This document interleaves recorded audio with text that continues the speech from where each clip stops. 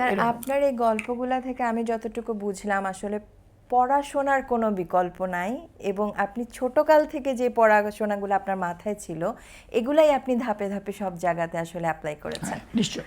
So এই এখনকার জেনারেশনের ছেলে মেয়েদেরকে আপনি কিভাবে মোটিভেট করবেন যে হ্যাঁ পড়ালেখাটা আসলে প্রতি পদে পদে ইম্পর্টেন্ট? আচ্ছা, এরা এখন বলছে আমরা জেনজি, আমরা যেটা ইচ্ছে করি, তো এটা আসলে ঠিক না। They have to study. জি, ওয়ার্ল্ড কিন্তু জেনজি যেরকম আছে ওরা কিন্তু পড়াশোনা ছাড়ে নাই। আমি তো বিশ্বের বিভিন্ন দেশে যাই। এক্স্যাক্টলি। আমার মেয়ের জামাই একটা নাম করা মানে ইউনিভার্সিটির সে হেড অফ স্কুল, মানে head of the department of civil, আচ্ছা। আর সে অস্ট্রেলিয়াতে। আমি তাকে জিজ্ঞাসা করি যে ছেলে মেয়েরা তোমার এখানে কেমন পড়াশোনা করে? না বাবা, খুব ভালো পড়াশোনা করে, বিশ্বের সব দেশের লোকরা পড়াশোনা এই দেশে আছে, আর লোকালরাও অনেক পড়াশোনা করে, যারা করে অনেক ভালো করে, যারা ছেড়ে দেয় তারা আগেই ছেড়ে দেয়। কাজেই পড়াশোনার কোনো বিকল্প নাই, জানার কোনো বিকল্প নাই। এখন আপনি বলবেন যে এআই এসে গেছে, এআইকে কিন্তু ইনপুট দিতে হবে।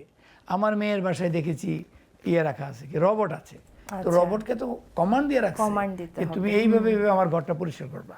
সে রাতে ঘুমায় গেছে, সকাল ভোরবেলা ও উঠে ঘরটা সুইপ টুইপ করে সুন্দর করে আবার গিয়ে বসে গেছে তার জায়গায়। মানুষের কিন্তু প্রয়োজনীয়তা আছে, শিক্ষার ওই জন্য প্রয়োজনীয়তা আছে। You must learn. বাচ্চাদেরকে আমি এটাই বলবো, বোধহয় পড়ার সময় পড়ো, তারপরে যখন অন্য কিছু করার অন্য সময় করো। এই যারা পড়বে আমার সময়, যারা পড়ে নাই তারাই কিন্তু এখন বিপদে আছে।